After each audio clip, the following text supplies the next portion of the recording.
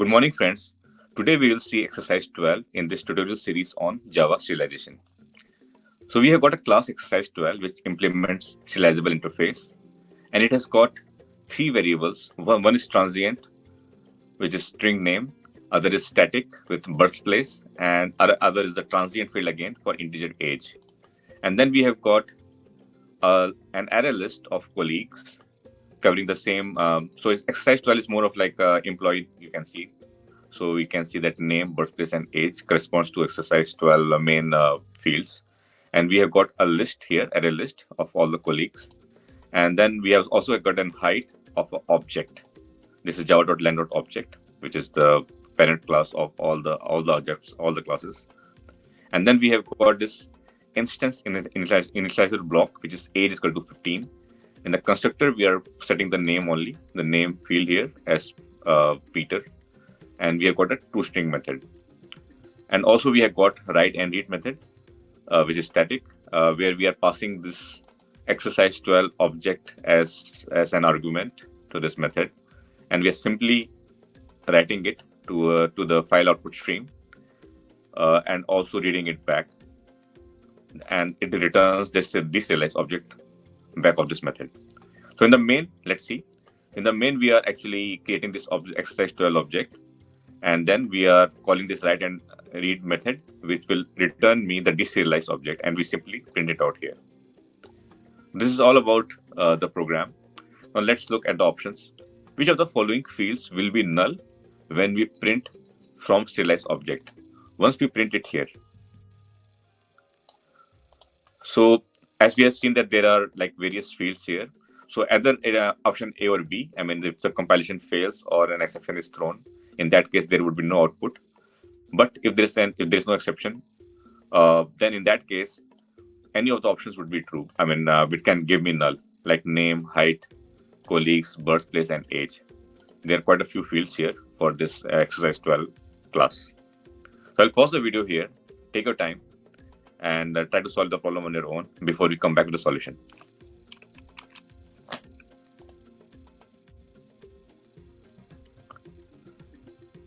Okay, let's look at the solution. But before we run this program, let's try to like deduce what could be the solution.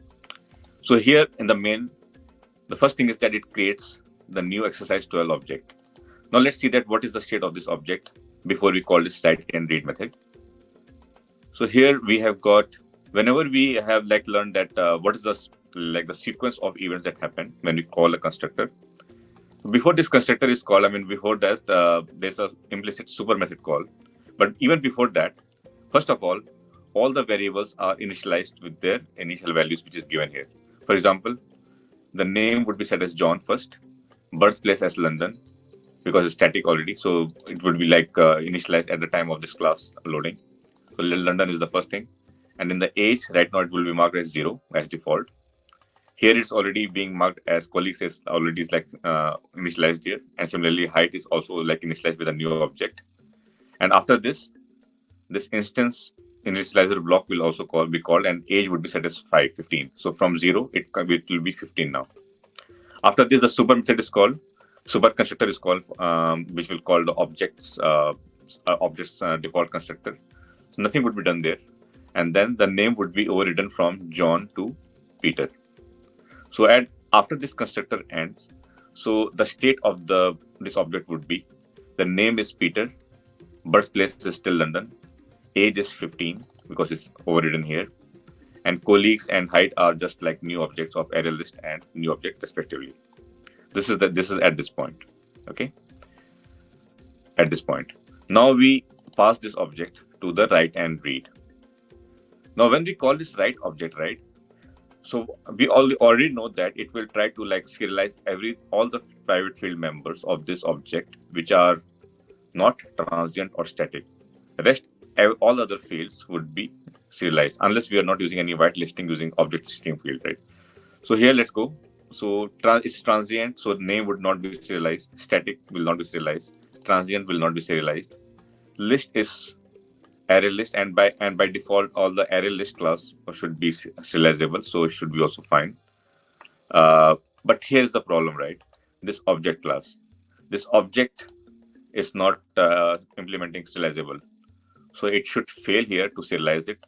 So as per our theory, it should fail and throw an exception here while letting this object, because object field, the height field here, this it refers to new object, and this object class is not serializable. So it should throw a non-serializable exception. So in that case, I think option B should be correct. So let's run this and see that whether our assumption is correct. I'll run this. So it's running now.